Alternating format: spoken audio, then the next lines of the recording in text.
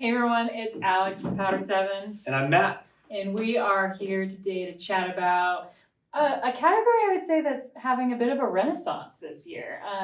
Narrow all mountain, otherwise known as Frontside. So these are skis that sort of live in the 82 to 88, 92 millimeter range. Basically, still very versatile, but definitely optimized for a little bit more firm snow and spending a little bit more time on trails than not, I would say. Those all mountain narrows, front sides, or powder skis if you're from Switzerland. Right. Or super old school, in which case we tip our hats. Yeah, these skis are definitely going to have a little bit more versatility than your carbon category, a little bit more rocker, a little bit more modern of a shape to give you versatility to dip into bumps and trees. But again, your surface area is a little bit more on the light side, so you're not going to have as much surface area to surf in super deep snow. But this makes for a great all-around ski if you're dealing with more firm snow or just like a more quick and agile ski. If you spend a lot of your time on the front side of the mountain skiing bumps, maybe dipping into some trees here and there, but you're not really hunting powder, you're not skiing back bowls.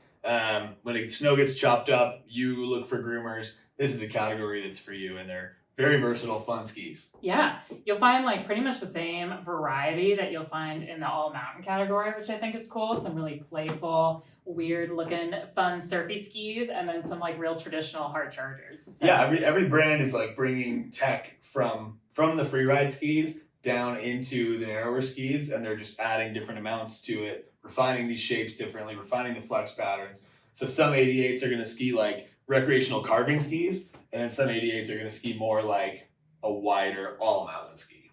Yeah, tell me about a recreational carver over here that's in the 88 category. A recreational carver at 88, perfect example, is going to be the first ski we talk about. This is from Kastle.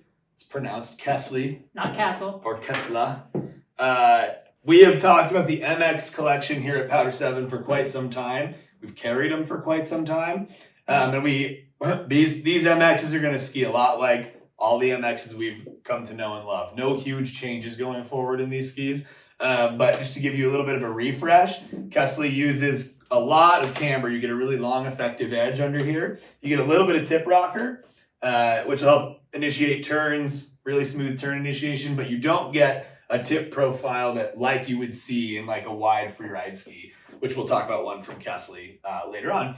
So it's more of a tip rocker that's designed to help you smoothly initiate your carves. Then you get camber throughout the body of the ski and through your tails. So long effective edge, optimized for edge hold, rebound, energy, and liveliness. People who ski on Kastles a lot always have talked about kind of an innate smoothness, like a plush ride, vibey feel. And so I think that holds up, but it's to the point. This is an 88 waisted ski with a lot of side cut, squared off tails, and it is designed to be laid on edge and carved. If you're trying to rip bumps with this, you really need to be in the front of your boots, really charging your skis. There isn't going to be that quick speed dump with your tails. Yeah, pretty hard to get this ski to pivot or wash out on you. It's definitely going to want to hold that turn pretty traditionally, I would say. Yeah. I think one thing that sets that ski apart from some other harder chargers is everyone talks about the rebound. Like that ski's got a lot of energy if you're engaging it correctly, and you're going to have a really fun time like popping in and out of turns with it. So. For sure. But if you're someone shopping in this category who just wants kind of a cruising, trail-oriented ski, that's what you're going to want to stay away from. That's a more aggressive, more demanding ski. In our buyer's guide online, we break down the categories by more playful or more demanding or more well-rounded and all-around versatile. And the MX is definitely an example of a more demanding ski in this category. Yeah, totally. A ski that is also from Kastle, but fits in a more like versatile all-around category would be the Kastle ZX. This ski's a couple years old, and there's a whole bunch of other ZXs, a 100, I think, and a 108, and even a 116, 115, yeah. So this is the narrowest of the bunch. No metal in this ski, unlike the MX88 over there, which is definitely going to have plenty of heft underneath you. But they also blend a little bit more rocker into the tip, quite a bit more rocker actually, and then also much more into the tail. So this ski is going to have a much easier time skidding your turns, kind of being able to pivot and get sideways if you want to. But it's still got that kind of classic Kastle flavor to it, and that it lends itself to long turns. It carves really well for being a full wood core ski, wooden fiberglass, and it's just a really fun, smooth riding, pretty like easy to ski, I would say. Yeah, when Kastle released the ZX, the whole point was here's a more of a traditionally laid up ski for those of you who are interested in freeride skiing. So all of us wackos in the West who just ski wide skis with like poplar cores and progressive flexes and tapered tips. Kastle wanted to make a ski that was a little less expensive and was going to perform more like those with more of a free ride feel. And so for ZX, I think they're still Kastle's, like they still carve. Yeah. And all of our testers who ski these at ski test agree with that, but much easier to release the tails, slash, and shed speed in bumps. Yeah, and I think it really shines in the 92 ways too, because it's super quick, really agile, really nimble. So if you are a skier who kind of still likes to take, you know, traditional turns, but you're just looking for something that's a little bit easier on the legs and a little bit easier to wiggle in and out of trees with, this is going to be a super fun ski. So yeah, right on. Speaking of super fun skis, I'm going to take that as my segue and grab the bright orange one on the wall with the funky shape. If you watch the Powder7 YouTube channel and you watch these buyer's guide videos, thank you. If you haven't subscribed, subscribe below. If you do, you will have seen us talk about the Black Crow's Mirus core before. You can't not talk about it because it looks so weird. Mirus core has been around from Black Crow's for a few years now. Flip this around so that we can get a profile. And this is another ski that's oriented at the front side of the mountain. It's narrower than the Kastle. It's 87 millimeters underfoot. And it's got this wacky shape. So a lot more side cut, a lot of taper in the tips, and a significant amount of rocker here in the tails. Significant. Also, a very progressive flex pattern, if not on the softer side of medium. Medium rare, would we call that? Yeah, pink inside. Pink inside. Medium rare flex on the Mirus core. This is going to be a ski that is kind of an antithesis to the Kastle MX88. This thing carves, it's a blast to carve, but it's a much different feeling. So a lot of rebound, but it's not going to lock into a turn, especially on firm snow like the MX88 is. Instead, it's got even a shorter turn radius at 13 meters. Instead, it's going to give you a lot of rebound, but if you like the feel, if you carved like wider skis or freeride skis or even park skis, it gives you that very reboundy, engaged feel when you carve through turns instead of a locked-in feel. For people who are used to race-style skis or they prefer technically savvy carves, this can feel a little unruly because of these rockered and tapered tails. Like you feel like they're going to wash out. But if you're used to skiing on wider skis like that, or you ski freeride skis, adding a ski like the Mirus core to your quiver for spring days, groomer days, is something we've done here at the shop. Many of us. And it's a blast. I don't know that I know anyone who would have this ski as the only ski in their quiver. It's more of a fun accoutrement. Yeah. Icing on the cake. It's awesome. One of my all-time favorite spring skiing skis for like slush bumps and railing carves. Really easy to get really low and drag your hip. Just all around fun. Yeah. What's kind of cool is they've made even though the ends are definitely medium rare, like you said, like the underfoot is still pretty supportive. So like you can get a pretty high edge angle on this ski. Like you said, though, it's just not going to have a traditional turn shape. It's pretty really hooks you into a turn and whips you out of it, I would say. For sure. Yeah. Yeah, easy to drag your hip, easy to kick up slush into your unzipped vented pants on a spring day.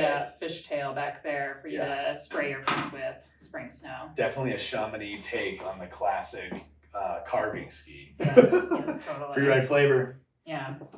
Let's see. What should I talk about next? Oh, go the old purple one there. The old purple one?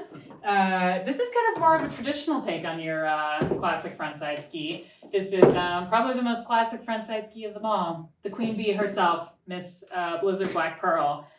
This ski changed last year, got a bit of an overhaul from Blizzard. So it comes back this year unchanged. There's a Black Pearl 84 and 94, but this is the classic 88 right here.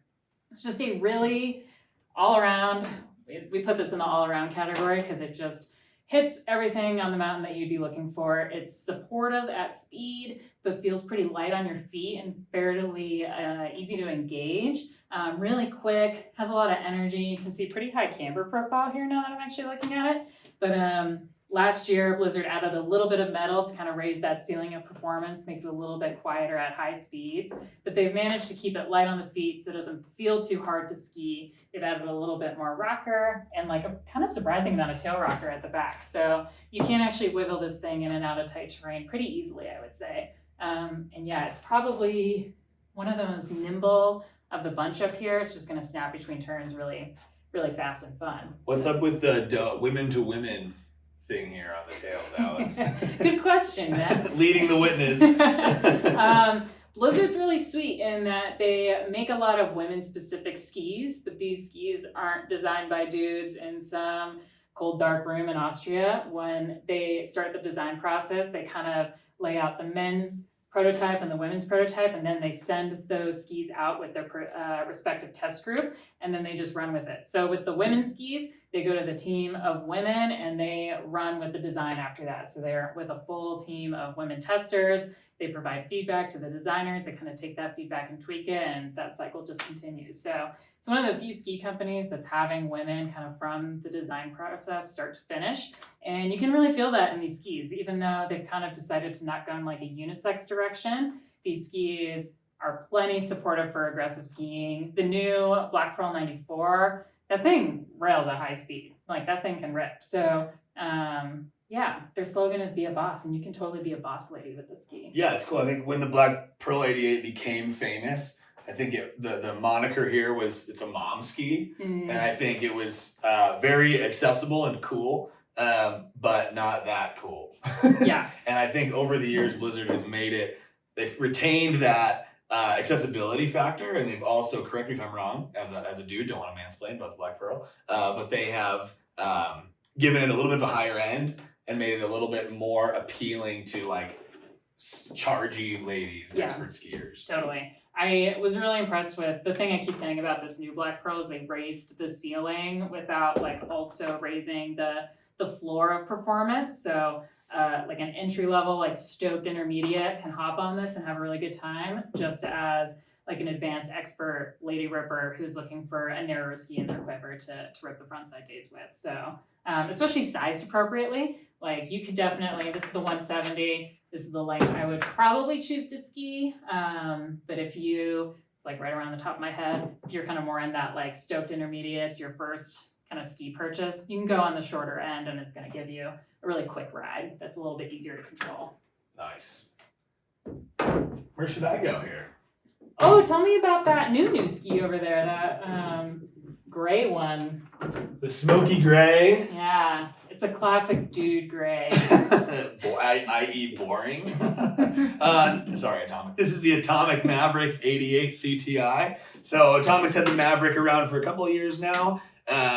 They introduced the whole collection as a very accessible ski that's been tested through the R&D process by all types of skiers in all kinds of places, not just a bunch of pro ski testers making their favorite ski.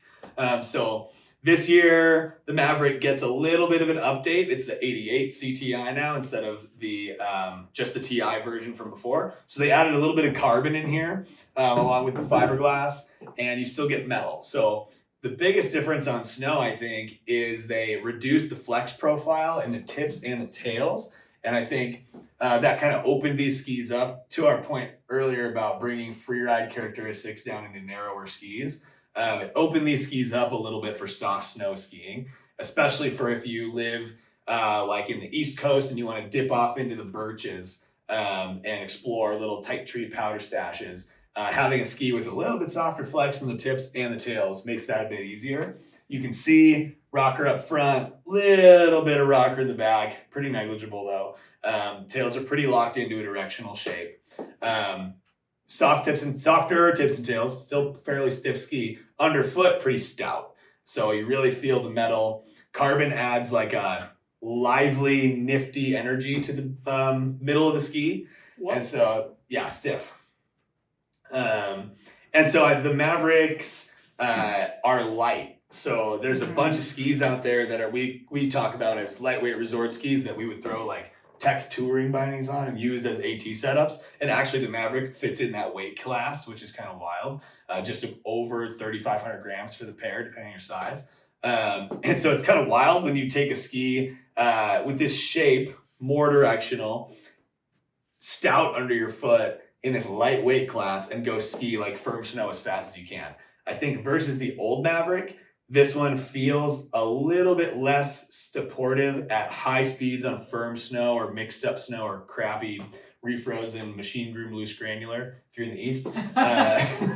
But if you want to open it up into some more places on the mountain, it's a little more versatile for that. So, and also versus the previous version, I think it feels more precise. It's very quick edge to edge. I think it's a little bit better of a bump ski than the previous version. I like bump skis where you get a little bit of flex, especially in tips and tails. You can slash your speed quickly, but you get a lot of support for staying planted to your fall line. So really fun ski for that. I think it retains the accessibility factor for a wide variety of skiers, but versus some of the other atomics like the Bent collection, these are for sure on the more directional, sturdy side. Yeah, sturdy's a good word. Can I borrow one real quick? Yeah. Atomic's kind of calling card on all of their skis is this Horizon 3D tech. Essentially, they're just adding a bevel to the sides of the ski, or the sides of the tip of the ski. On some of the bends, you'll see a full bevel around. And really what that's doing is just adding a bit of a smear factor or a surf factor. That's just kind of calling to what you said earlier about it being really fun in soft snow. Like, you're going to get a more of a surfy feeling out of the tip of this ski than some of the other ones up here. For sure. Yeah. What about one for you that you would take into some trees or some soft snow stashes? Just going there. This is my favorite frontside ski on this wall, I think. I don't know. It's a tough call with the Black Pearl, but the Pandora 92. I've been threatening to buy one of these since it came out. This is a part of Line's kind of latest new Pandora series. Last year they took the Pandora, gave it an overhaul, made it a full unisex lineup. So you've got full size runs in all of their skis. The 92 is the second most narrow. There's an 85 as well, but that's kind of more of an entry-level beginner ski. The 92 is going to be your wiggly frontside weapon. This is really similar to the old Blade Optic 92 that they used to have. No metal in this ski, but you can see this kind of like real surfy chassis, like tons of rocker in the tip and tail. Your contact point's all the way up here.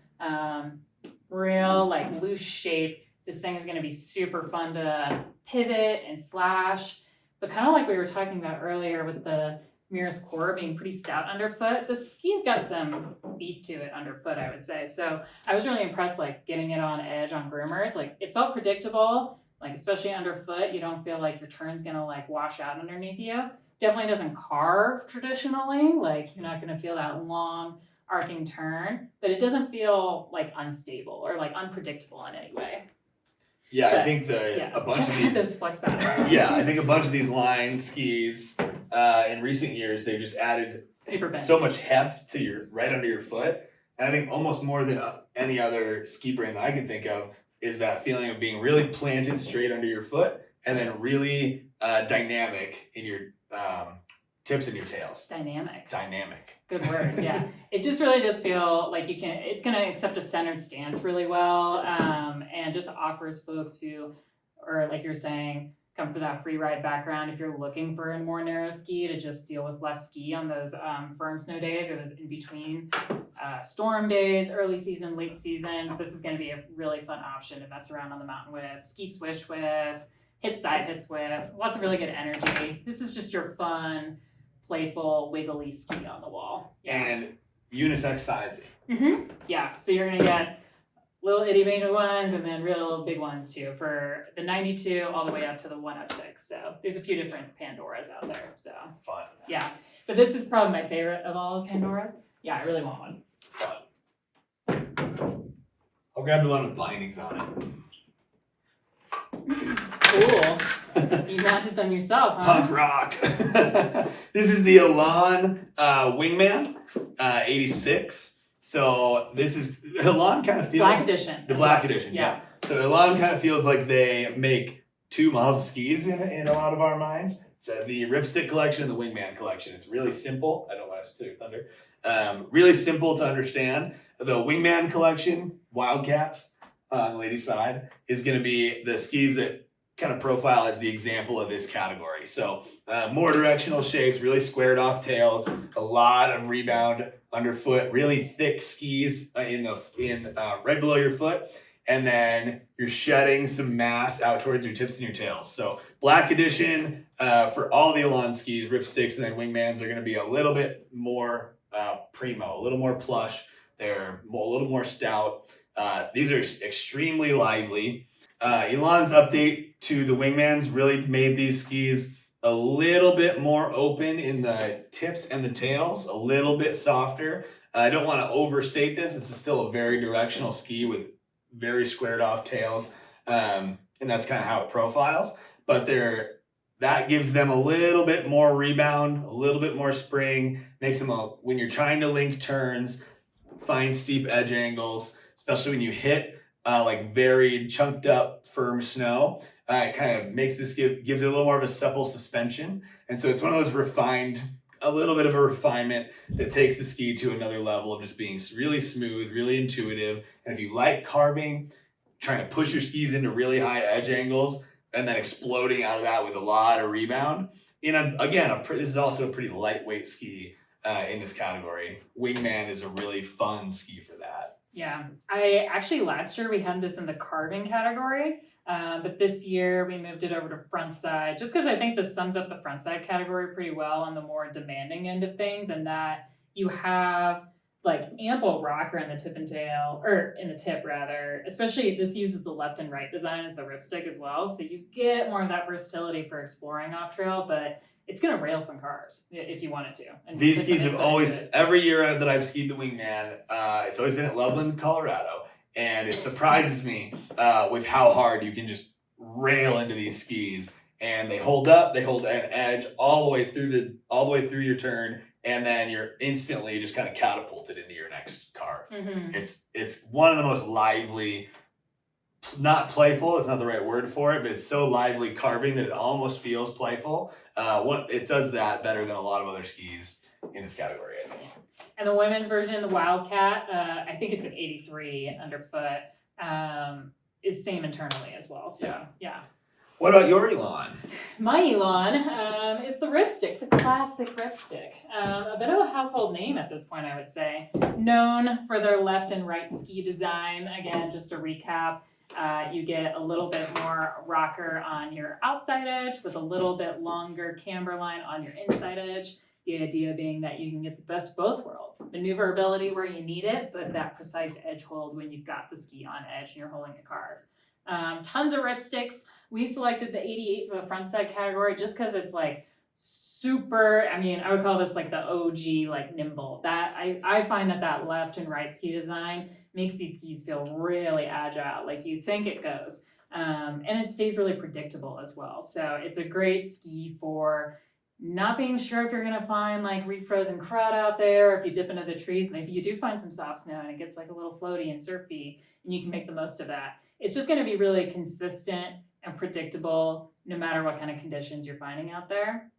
And also while being, again, pretty accessible. We put this in the all-around category because of that predictability, but also because you can really like input the skis. It doesn't require a ton of input to engage the skis, I should say. So I love the 88. I think it skis really quick and fun and has good energy and is just another great wiggler out there. Differences between for men's and women's? Same skis. Perfect. Yeah, just different sizing and different graphics. So this is the women's graphic up here, but you'll find the same insides on the men's skis as well. So long been a shop favorite. Definitely, yeah. For wiggling. For wiggling, there's no better wiggler out there. Also, like kind of like the Maverick, like light on your feet. Definitely feels really easy to swing around. So this is a great option. I like to recommend these for people who are looking for something again, predictable, sorry to use the buzzword again, but like predictable without being so much work as something like an MX or the Stormrider, just because it doesn't have all that metal in it. Just carbon and flax to kind of dampen the ski. So. Totally. Well, you teased my last one here. This is the Stockli Stormrider 88.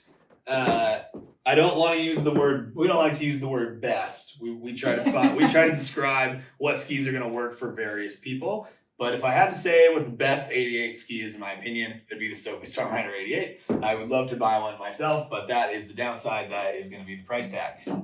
What do you get for the price? The Stormrider 88, every time I ski it, absolutely blows my mind. So you've got metal on the inside, also a Titanal brush top sheet. And the craziest thing about this ski, it's obviously, I point out the shape, is extremely directional, very squared off tails, but it's lightweight. Even holding this ski here and then taking it to the mountain in a wide variety of conditions, for being a Stockli, a Stormrider with this like metal look that's kind of intimidating. These skis always shock our ski testers with how light and energetic they are. So very stout right under your foot. It'd be like a 10 out of 10 flex. As you go tips and tails, especially towards your tips, the light wood core kind of gives way to a more progressive flex for a ski in this category. And every year, Alex and I host our ski test at Powder7, and we'll put people on the Stormrider 88, and they'll think they're going to get this ski that's going to beat them up, and it's going to be really hard to move around. And they're floored at how easy it is to ski from what they were expecting. This is still in our more demanding category within the frontside category. Mostly because of the shape. Mostly because of the shape. It's still a really directional shape. It still wants to be laid on edge, but it's not going to beat you up, honestly, as much as the MX is, for sure, if you get a little bit back seat or if you're not right in the fronts of your boots. The flex pattern, the lightweight tips, the kind of forgiving shape up here through the tips is going to make it really intuitive, even if you get a little bit bucked and you need to get yourself back in order.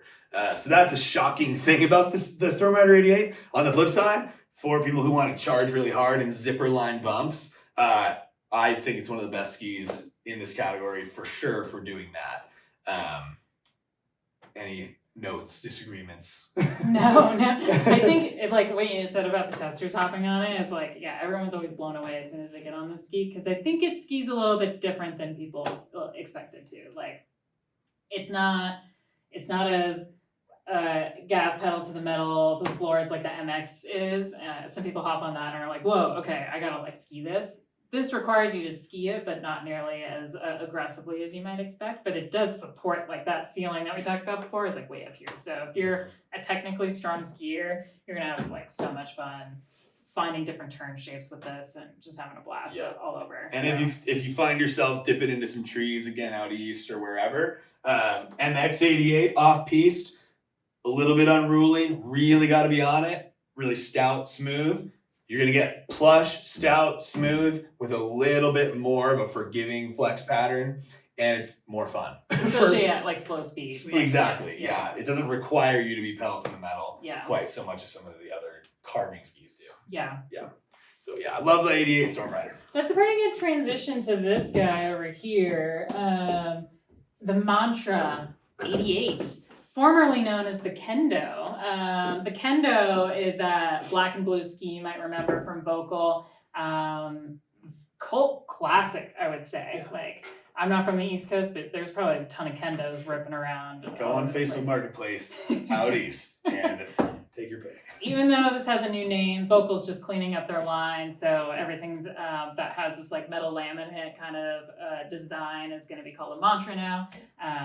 So you've got your classic Mantra M7, that's the 96, just like, you know, the hallmark crown jewel. This is just the narrower version of that. It still really is a Kendo, like there's nothing too crazy in here. This did get updated for this year and got some similar updates to the M7. Just the updated tailored Titanal frame, just a few more advanced technical cutouts here, essentially to help the ski feel less planky. And I would actually say that but out of all these skis here, this is probably the one that's the most uniformly stiff, at least to me. So they really need those cutouts to make sure it doesn't feel too 2x4 like. But this ski is going to feel pretty stout through the tip, all the way through the tail. So this ski is a really precise tip. This thing hooks up and it locks in, and the whole thing feels like quite torsionally rigid, at least to me.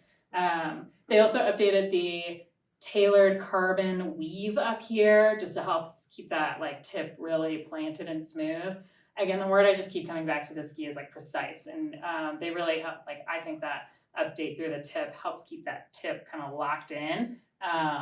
And it's just, again, really traditional shape. Something cool that I love about Volkls is you have this like really low slung rocker in the tip and tail. Like it looks like there's no rocker back here, but it's actually just really like close together, just really low slung. So your rocker's actually like right there. And that creates like a very pivoty, like drifty feel. And like you can get the ski to move, but kind of only when it's flat. Like, and then when you've got it on edge, it's really locked in. To your point about the skis I was talking about, varying your speeds. I think skiing the kendo 5 or 6 years ago, you're like, oh man, I'm getting beat up if I am in the back seat or if I'm in the bumps or if I'm exploring trees. That is not the case anymore. These still feel like a damp, smooth ski versus a really reboundy ski. But the cutouts, the way they refined the build and the shape, you can like take your foot off the gas, still press in the front of your boots and kind of stand on these. And they're not going to punish you for it,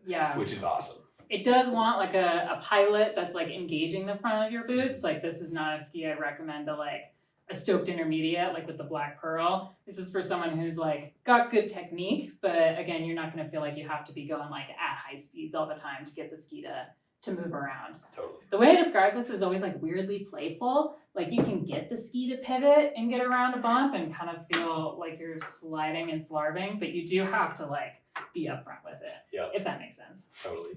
I actually have one more ski. I gave myself one extra ski. Oh, the bonus ski. This is the Rossignol Arcade 88. This was a new ski last year. I'm holding the women's version right now, but there is a men's version. Oh, and really quick, Mantra 88W is the women's version. So the old Kenja becomes the Mantra 88W. So here's your Arcade 88W from Rossignol. Kind of pitched as like, again, it slots perfectly in what we call the frontside ski, like an all mountain carbon ski, or like a traditional ski with an all mountain chassis. Like it's got a lot of this tip rocker up front. Rossignol does the air tip thing. This camber. I know, it's huge. I thought I wasn't holding the skis correctly.